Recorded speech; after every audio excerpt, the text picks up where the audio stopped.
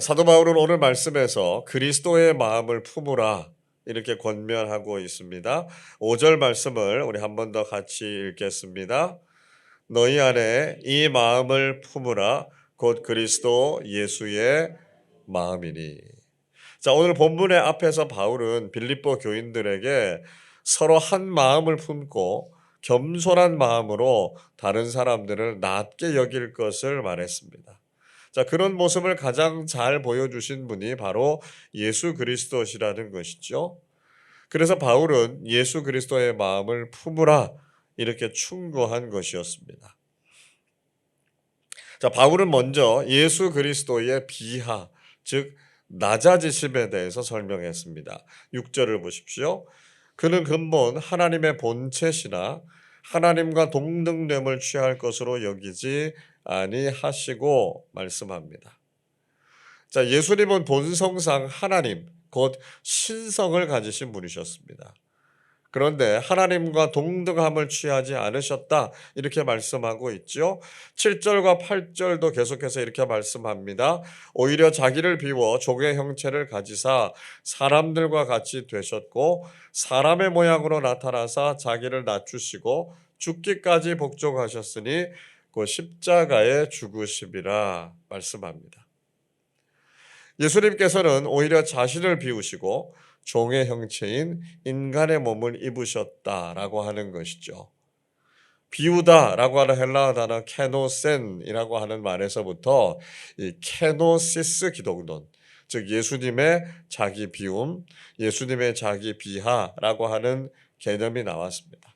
자, 예수님의 겸손이라고 하는 것은요, 철저하게 자기 자신을 비우고 낮추신 것이었습니다.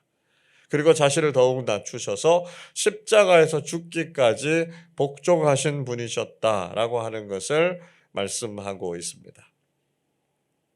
자, 우리는 이 말씀 속에서 예수님의 겸손이 무엇인가 하는 걸 깨닫게 됩니다. 겸손이라고 하는 것, 무조건 자신을 낮추는 것만을 의미하는 게 아니죠.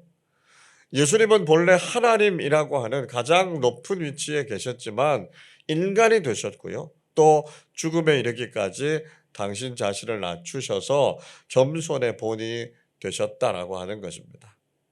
그러니까 원래 인간이요, 자기를 향해서 인간이다 이렇게 말하는 건 겸손이 아니라는 거예요. 그냥 솔직한 거고요, 정직한 거죠.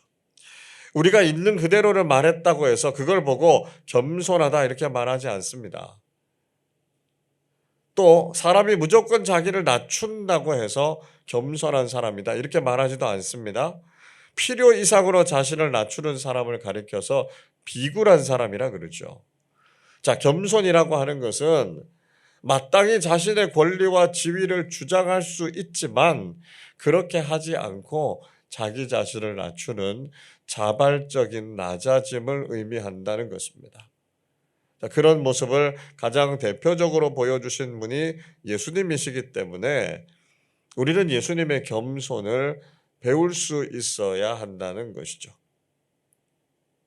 자, 예수님께서 이런 겸손을 본보이셨을 때 하나님께서는 예수님을 가장 높여주셨다 말씀하고 있습니다. 9절부터 11절까지 말씀을 보십시오. 이러므로 하나님이 그를 지극히 높여 모든 이름 위에 뛰어난 이름을 주사 하늘에 있는 자들과 땅에 있는 자들과 땅 아래에 있는 자들로 모든 무릎을 예수의 이름에 꿇게 하시고 모든 입으로 예수 그리스도를 주라 시인하여 하나님 아버지께 영광을 돌리게 하셨느니라 말씀하고 있습니다. 예수님께서 겸손하게 당신 자신을 낮추셨을 때 하나님께서는 예수님을 지극히 높이셔서 모든 이름 위에 뛰어난 이름을 주셨습니다. 그리고 하늘과 땅, 또 땅 아래에 있는 모든 자들의 무릎을 예수의 이름에 다 꿇게 하셨습니다. 결국 모든 입으로 예수 그리스도를 주님으로 시인하게 했고요. 하나님 아버지께 영광을 돌리게 하셨습니다. 이것을 가리켜서 그리스도의 높아지심, 즉 승귀라고 표현하죠. 자, 우리가 겸손을 실천하면 하나님께서 우리를 높이셔서 존귀하게 하시고요. 결국은 하나님께서 영광을 받으신다라고 하는 것을 말씀하고 있습니다. 자, 여러분, 우리는 이 그리스도의 비하와 승귀에 대해서 잘 기억해야 합니다. 우리는 예수님처럼 자신을 낮추고 겸손한 그리스도인으로 살아야 합니다. 그러면 하나님께서 우리를 존귀하게 하실 것이고요. 하나님께서 영광을 받으신다는 것이죠. 그리스도인이라고 말하면서도 자신이 스스로를 높여서 교만한 모습으로 살아가는 사람들이 있습니다. 그런 사람들은 자신도 존귀하지 못하게 되고요. 하나님의 영광도 가리게 된다는 것이죠. 우리는 예수님처럼 적극적으로 우리 자신을 낮추는 사람들이 되어서 하나님께서 높여주시는 인생, 하나님께서 영광을 받으시는 인생으로 살아가실 수 있기를 바랍니다. 자, 사도 바울은 예수 그리스도에 대한 진리에 이어서 이번에는 구원에 대한 진리에 대해서도 아주 중요한 것을 가르치고 있습니다. 자, 12절 말씀을 같이 읽겠습니다. 그러므로 나의 사랑하는 자들아, 너희가 나 있을 때뿐 아니라 더욱 지금 나 없을 때에도 항상 복종하여 두렵고 떨림으로 너희 구원을 이루라.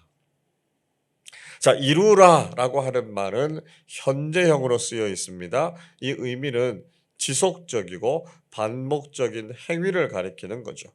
자, 그러니까 바울은 빌립보 교인들을 향해서 이미 복음을 듣고 구원이 완성됐다 이렇게 방심할 것이 아니라 사도 바울이 없는 지금에도 항상 말씀에 순종해서 두려운 마음, 떨리는 마음으로 구원의 완성을 향해서 나아갈 것을 권면한 것이죠. 즉 구원은 한순간에 완성되는 것이 아니라 일생을 두고 지속해 가야 할 과정이다라고 하는 걸 이해해야 된다는 것입니다. 우리가 지금 구원받았다 이렇게 안일하게 생각할 것이 아니라 주님 앞에 서는 그날까지 변함없이 구원의 길을 걸어가야 한다라고 하는 것이죠. 자, 그렇다면 구원의 완성을 향해서 가는 사람의 모습은 어떤 모습일까요? 무엇보다 구원을 이루어가는 사람은 하나님의 기쁘신 뜻과 소원을 위해서 살아야 한다는 것입니다. 13절의 말씀을 보십시오. 너희 안에서 행하시는 이는 하나님이시니 자기의 기쁘신 뜻을 위하여 너희에게 소원을 두고 행하게 하시나니 말씀하고 있습니다. 자, 그리스도인들은요, 자기 생각대로 사는 사람들이 아니라 자신 안에 계신 하나님, 즉 성령님께서 자신을 다스리는 사람들입니다. 그래서 하나님께서는 그리스도인들에게 당신의 기쁘신 뜻을 위해서 살도록 거룩한 소원을 주셨다는 것이죠. 그리스도인들은 자신의 소원과 욕심을 따라서 사는 사람들이 아니라 하나님의 기쁘신 뜻과 소원을 이루어가는 사람들이 되어야 한다는 것입니다. 자, 이렇게 살아가는 삶은 세상의 다른 사람들과는 구별되는 삶이죠. 15절 보십시오. 이는 너희가 흠이 없고 순전하여 어그러지고 거스르는 세대 가운데서 하나님의 흠 없는 자녀로 세상에서 그들 가운데 빛들로 나타내며 말씀합니다. 자, 이렇게 살아가는 그리스도인의 삶은 흠이 없고 깨끗한 삶이어서요, 죄악되고 어그러진 세상 속에서 하나님의 자녀답게 빛을 드러내는 삶이다 이렇게 말씀하고 있죠. 자, 16절도 이렇게 말씀합니다. 생명의 말씀을 밝혀 나의 다름질이 헛되지 아니하고 수고도 헛되지 아니하므로 그리스도의 날에 내가 자랑할 것이 있게 하려 함이라 말씀합니다. 자, 이런 삶은 어떤 삶이라고요? 생명의 말씀, 즉 복음을 밝히 드러내는 삶이기도 하다는 것입니다. 사도 바울은 자신도 그런 삶을 살았고 그리스도인들이 이렇게 구원의 완성을 위해서 살아가면 그 수고가 헛되지 않고 자랑스러운 인생이 될 것이다 라고 하는 것을 말하고 있는 것이죠. 그러나 이렇게 구원의 완성을 위해서 살아가는 삶은 결코 편안하거나 안락한 삶이 아니라는 것입니다. 17절은 이렇게 말씀합니다. 만일 너희 믿음의 재물과 섬김 위에 내가 나를 전제로 드릴지라도 나는 기뻐하고 너희 무리와 함께 기뻐하리니 말씀합니다. 어제도 말씀드렸습니다만 바울은 빌립보 교회의 믿음의 제물과 섬김 위에 자신을 전제로 드린다 말씀하지요. 이 전제라고 하는 말, 포도주를 부어서 드리는 제사입니다. 피 흘리는 순교를 상징하고 있는 것이죠. 즉 빌립보 교회가 주님을 위해서 믿음의 헌신과 섬김을 다하고요. 그 위에 바울조차도 순교의 제물이 되어서 자신을 완전히 부어드리는 것을 각오하는 것, 그게 구원에 합당한 삶이라는 것이고요. 그게 바로 믿음을 지키는 삶이라는 것이죠. 우리가 믿음 때문에 이런 희생과 순교를 당한다고 하더라도 기뻐하고 또 기뻐하는 것이 구원의 완성을 향해서 나아가는 그리스도인의 삶이라는 것입니다. 바울은 이런 삶을 살아왔던 두 사람을 빌립보 교회로 보내고 있습니다. 이들을 통해서 빌립보 교회의 신앙을 점검하려고 했고요. 그들로 하여금 끝까지 구원의 길을 걸어갈 수 있도록 권면하려고 했던 것이죠. 자, 한 사람은 디모데였습니다. 그는 복음을 위해서 수고한 사람이다. 그렇게 소개하고 있죠. 22절을 보십시오. 디모데의 연단을 너희가 아나니 자식이 아버지에게 함같이 나와 함께 복음을 위하여 수고하였느니라 말씀합니다. 디모데는 바울과 함께 수고한 사람이었습니다.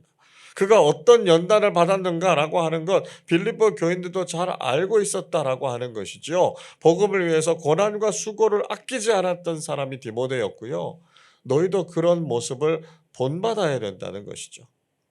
자, 다른 한 사람은 에바브로디도였습니다. 그는 죽을 병에 걸린 사람이었죠. 27절 보십시오. 그가 병들어 죽게 되었으나 하나님이 그를 긍휼히 여기셨고 그뿐 아니라 또 나를 긍휼히 여기사 내 근심 위에 근심을 면하게 하셨느니라 말씀합니다. 에바브로디도도 죽을 병에 걸렸지만 복음을 위해서 헌신했고요. 자신을 돌보지 못할 정도로 충성스러운 사람이었습니다.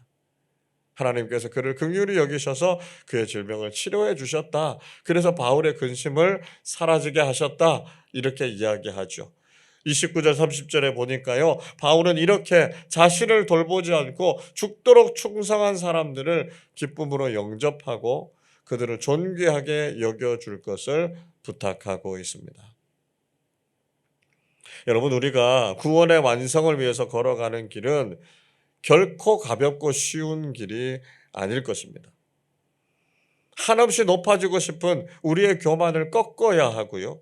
예수님처럼 우리 자신을 한없이 낮추어야 하는 길일 것입니다.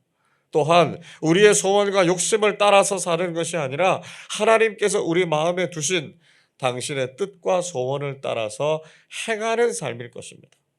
세상과 구별되는 삶을 사는 것이 때로는 희생과 헌신을 요구하고 자신을 돌보지 않는 충성과 연단으로 우리 몸을 상하게 할 수도 있습니다.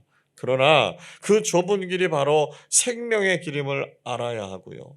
순종함으로 그 길을 걸어가는 사람들이 되어야 합니다. 사도 바울과 빌립보 교인들처럼 디모데와 에바브로디도처럼 세상에 넓고 좁은 길이 아니라 기꺼이 복음을 위해서 좁고 험한 길을 믿음으로 걸어가서 우리의 구원을 완성하고 주님 안에서 기뻐하는 참된 그리스도인들이 되시기를 주님의 이름으로 축원합니다. 기도하겠습니다. 우리에게 구원과 영생의 길을 허락하신 하나님께 감사와 찬양을 드립니다. 교만해지려는 이기적인 욕망을 내려놓고 예수님처럼 겸손의 길을 걷게 하셔서 하나님께서 존귀하게 하시고 영광을 받으시는 삶 살게 하여 주옵소서.